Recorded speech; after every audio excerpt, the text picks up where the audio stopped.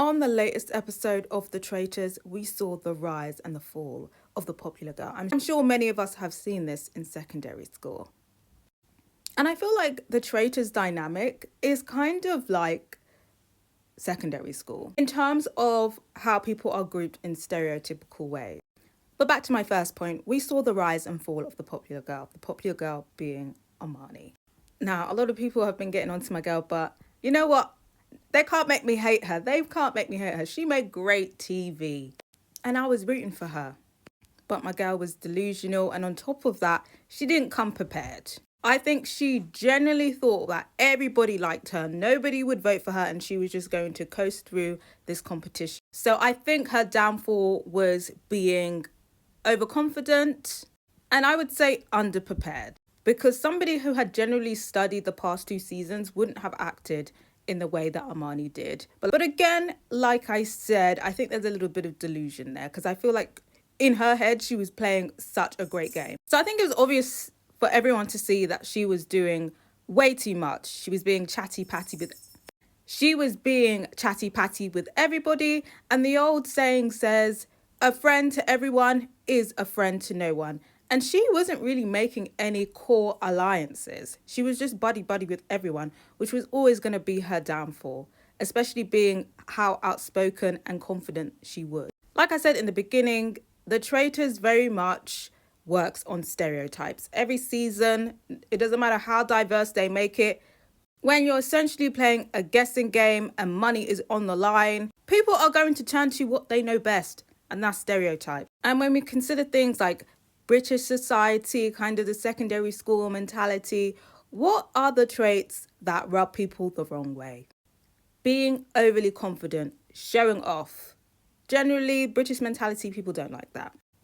Amani carried that trait. And then on top of that, when it comes to creating a villain, they are also going to be using stereotypes. So she's a woman, she's overconfident, and she's black. She's a perfect witch to burn at the stake. And with her being so overly confident, so smug, she made herself a target. You see how Mina keeps her confidence and her smugness for the confessionals, but in the show, she's quiet and cool, calm and collected. It's because she knows what the fuck it is. If you're a black person coming onto Traitors, you gotta be cool, calm and collected. If you're gonna be out there, it's to be the comic relief. It's to be the entertainment at best. But coming up like you're confident, you know it all, and you're the ringleader, they're gonna burn your ass at the stake. If you're a man, you might be able to get away with it. But sooner or later, they're going to come for the overly confident people. At least once. Now, you could take that risk and be that overly confident person, but that means you've got to back yourself. And you need to form a very good argument at the round table when they decide to come for you. And unfortunately, Amani was underprepared, and I think it's because she was generally blindsided. And because you didn't do your homework. Nobody is safe on the Traitors. Even if you've got everybody on side, some random bitch could just say your name and suddenly you're fighting for your life. The way that people flip-flop in this game, you cannot sit at the round table thinking you're safe. You gotta stay ready so you don't have to get ready. And unfortunately, Amani was not ready. She was spluttering. There was a lot of, I don't know what to say going on. She didn't have a convincing argument when it came to defending herself.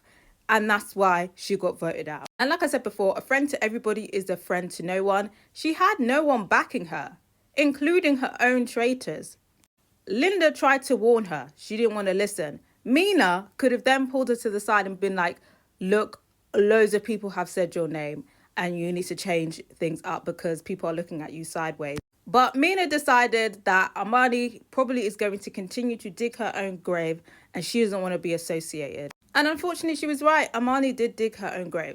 And honestly, I think the final nail in the coffin was her sister basically expressing her suspicions, resulting in her being the first traitor to be banished. But yeah, like I said, I think it made great TV. It was a really good round table. I'm here for the grilling. I'm here for the pettiness. I'm here for the insults.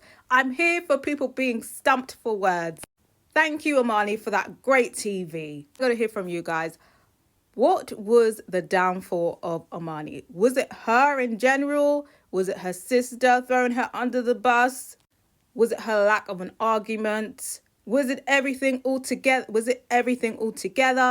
Let me know what you guys think. I honestly thought Linda would be the first traitor to go, but she's hanging in there. And will you miss her? Let me know what you guys think.